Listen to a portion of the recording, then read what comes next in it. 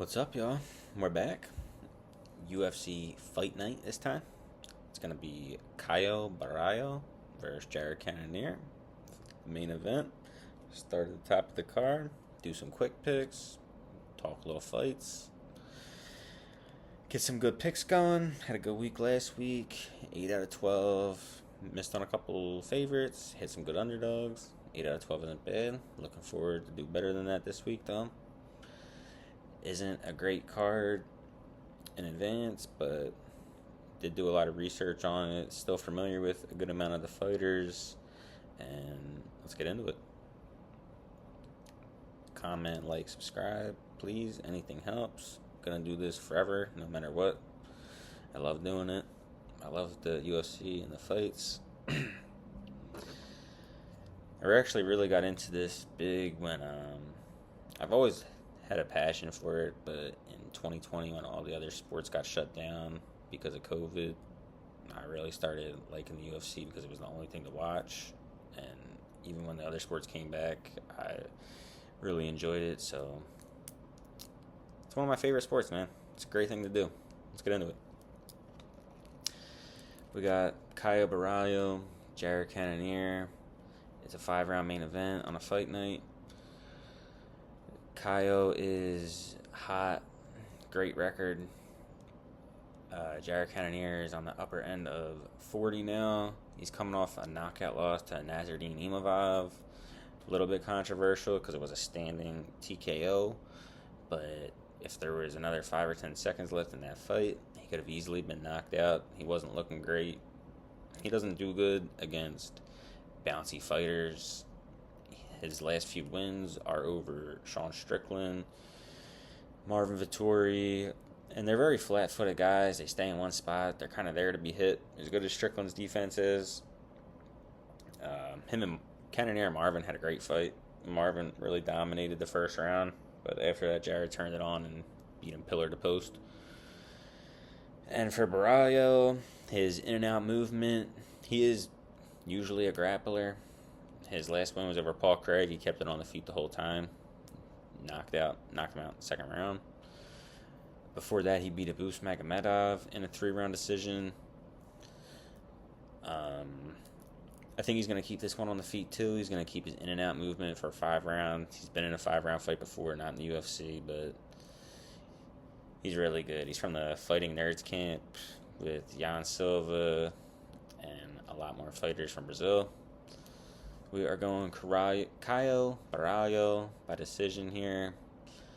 I don't have any prop lines out yet. It's too early in the week, but the money line on Borrahlo is still minus 230. That's a really good play. The co-main event of the night is Angela Hill versus Tabatha Ricci, Baby Shark. This is a pick'em fight, minus 110 for each fighter. Angela Hill, 17-13, a lot of experience versus 10-2, Baby Shark. In this fight, I am going Angela Hill by decision. She's been good in her last few fights. She really's been finding her own, as bad as the record is. She's kind of having a resurgence here, kind of like Dan Hooker. And I think she's going to put the pressure on Ricci, make her very uncomfortable. Probably not going to grapple her. She thinks she's going to outstrike her really good. Ricci's 10-2 record is kind of nice and shiny, but she did get knocked out by Manon Fiorot, who was a good striker. I think Angela Hill is a really good striker too. So in this fight, we're going Angela Hill, probably by decision.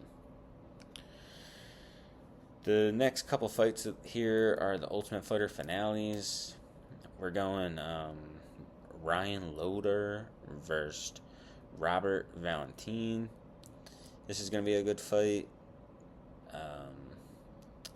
Valentin is like a minus 170 favorite over Loder, about plus 130. If you didn't watch The Ultimate Fighter, you're probably really unfamiliar with these guys. They're not the biggest names. Loder doesn't impress me too much. He's kind of good all around, but not great at anything. And I think Robert Valentin, especially in his last Ultimate Fighter fight, he won by first round knockout. He's a wild man out there. Dude is fucking nuts. Like, striking, Muay Thai, spinning attempts. Winded up winning the fight in a grappling exchange last fight in the Ultimate Fighter. It doesn't show on his record because an Ultimate Fighter fight is like kind of like an exhibition for your record. But he's really good. I think he's going to win by first round knockout. Robert Valentine, minus 170, the official pick.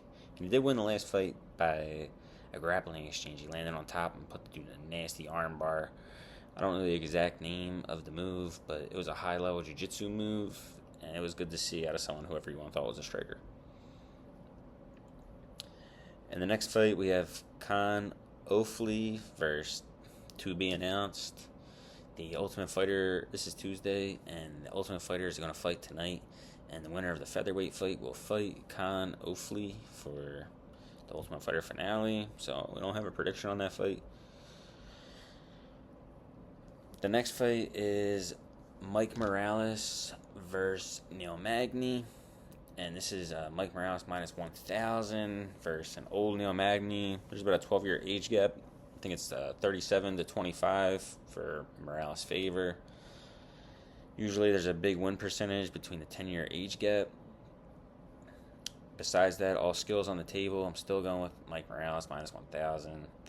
It's not a great pick to make any money on. It's the right pick, though. He's going to win this fight, hopefully by knockout, over Neil, who's a savvy vet. Beat Mike Malott in his last fight. He was a really big dog, like plus 400 dog in that fight. Beat Mike Malott in his hometown in Canada. But Neil, I don't know. He's done. Record's really bad. Mike Morales, squeaky clean record, 16-0. I think he's ultimately going to get the job done on the feet. Clean decision or round 3 knockout.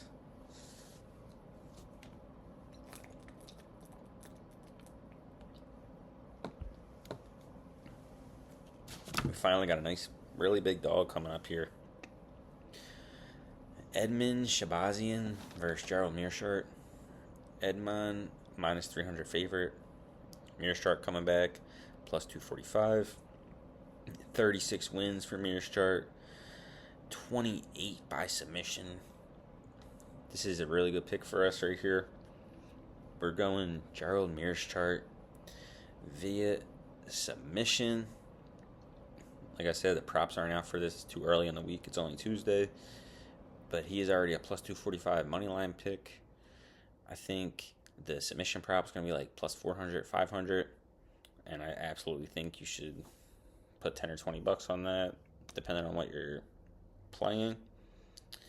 Or if you're not playing at all and you just want to have a pick on the fight, definitely think root for Meerschaert here. He does really good against these kind of guys. Edman coming off an impressive knockout over AJ Dobson, who did stun him that fight. They were both hurt. Edman wound up getting the knockout.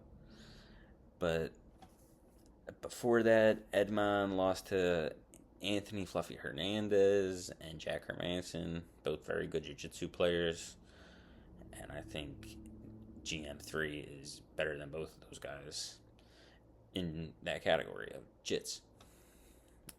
I think this is going to be a really fun fight for GM3. First or second round submission.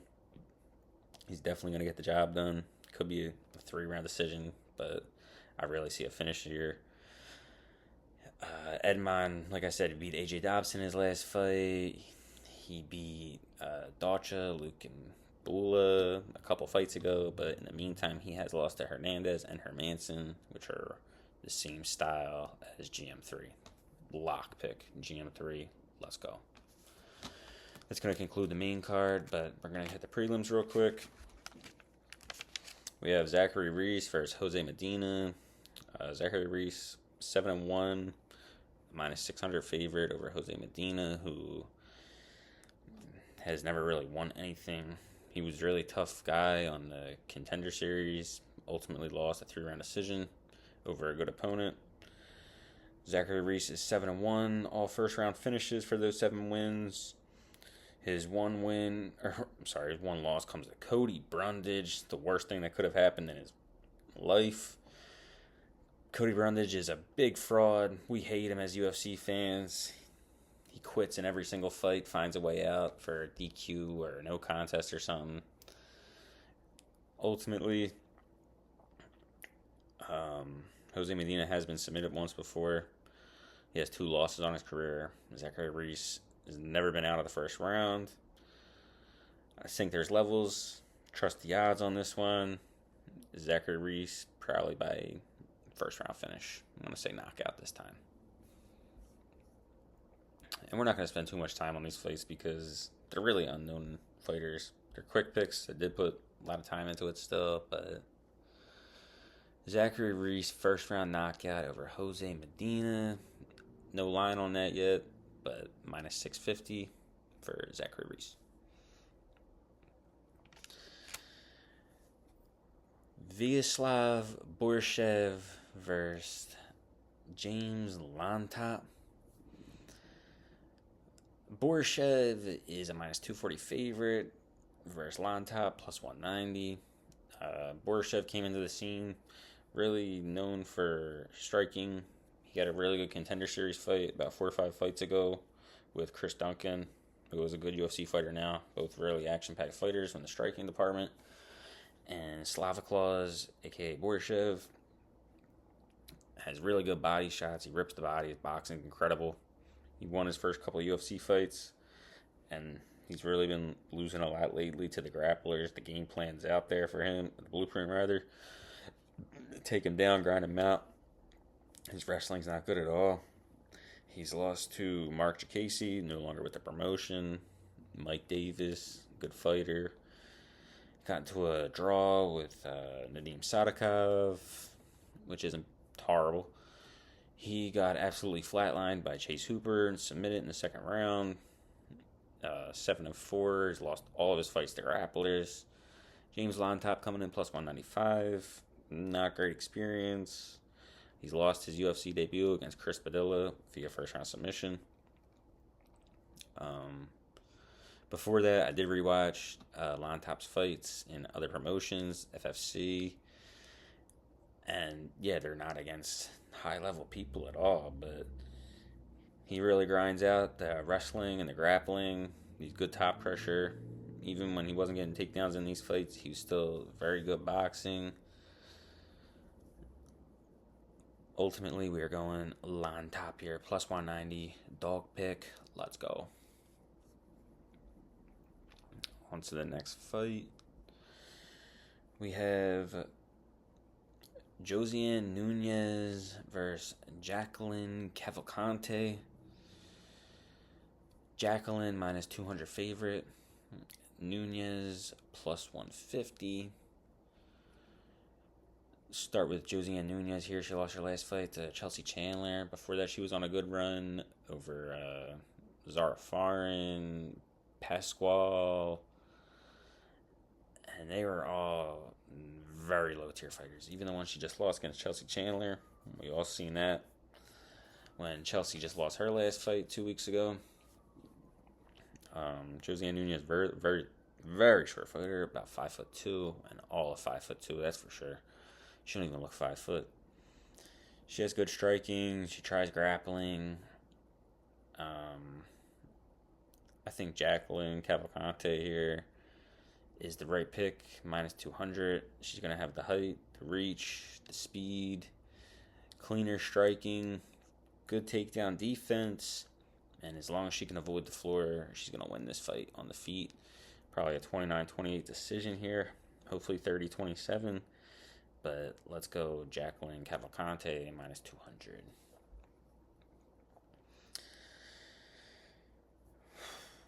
This is a horrible fight.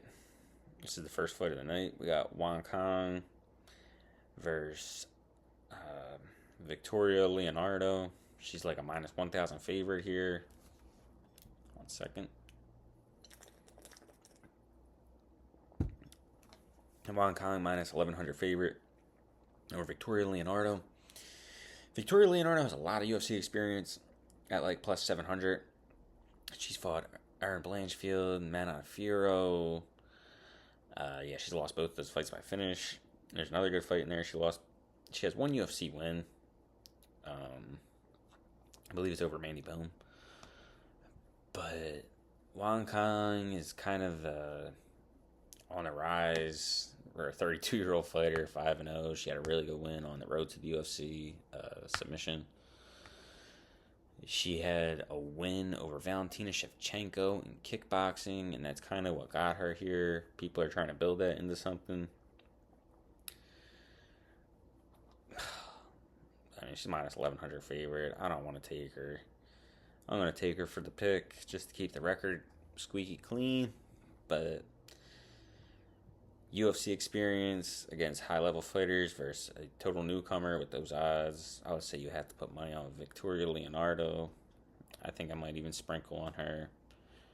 Nothing crazy at all, but this fight card isn't super stacked. It's very low tier. But let's get this money. Let's have a good weekend. It's a later card here for us on the east side. Starts at 7. Probably not going to end till like 12:30 for not the greatest fights, but let's fucking go. And the next video is going to be about the updates on how we did for this fight card. God bless everyone. Comment, like, subscribe. I appreciate y'all.